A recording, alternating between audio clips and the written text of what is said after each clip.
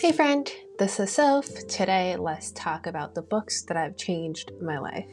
There are 4 books I want to talk about today. The first book is Being Mortal. This book is about how human body falls apart as it ages. And I learned a lot of interesting things through this book. And I didn't realize really how awful it is to grow old.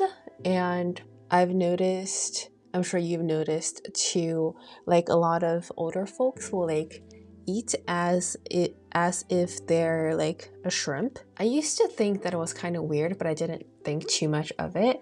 But through this book, I learned like your spine literally starts to curve, and if they eat like us, like this, then like it would be the equivalent of them eating like this, which is not very safe.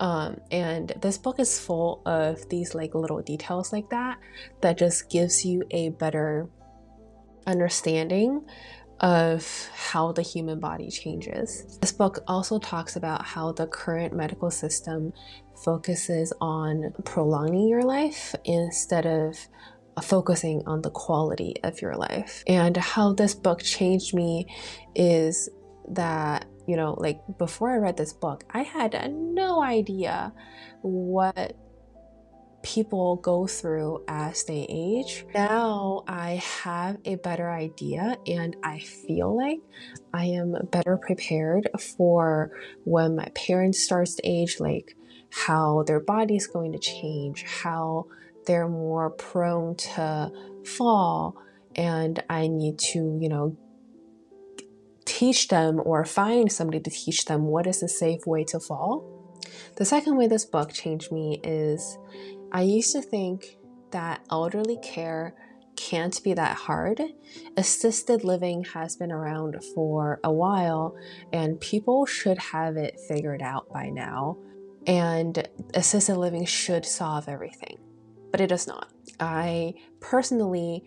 When my parents age, I personally need to bridge the gap of assisted living and focus more on the emotional well-being of my parents, and to make sure that they have dignity as they grow old and eventually passes away. Honestly though, now that we're here, my biggest fear in my life is my parents passing away.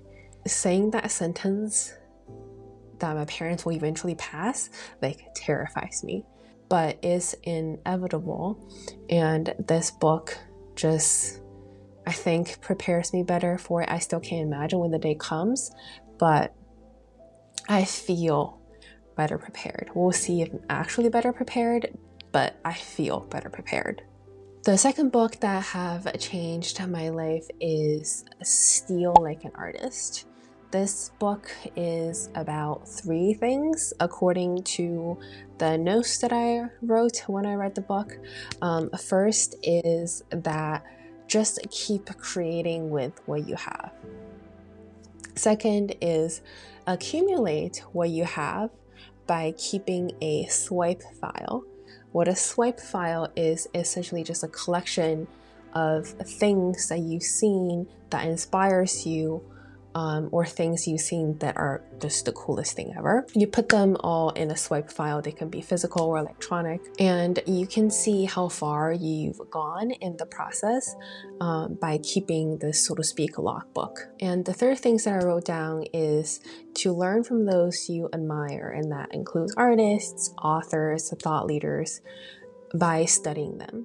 And by extension, study the people that inspired them, and you can create a genealogy of cool creators and be inspired by that genealogy. The third book that has changed my life is called Designing Your Life.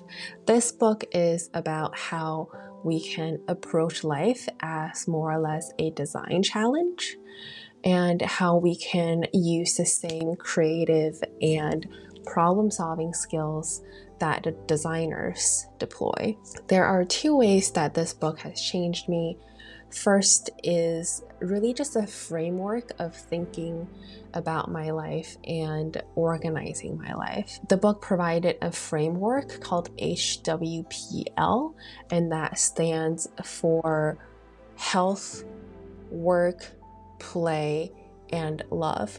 You've probably already heard this framework in my previous videos, but this is where I got the framework to organize my thoughts and my goals come from. The second way that this book has changed me is more or less similar to the one takeaway from the book Steal Like an Artist. Is this book uses different terms. It calls it prototyping experiences, which in plain words is just to try stuff. And as I like to call it, it's just to fuck around and find out. The last book that has changed my life so far is The 4-Hour Workweek. I don't think I need to talk a lot about what this book is about, but I did write out 3 things in my book notes.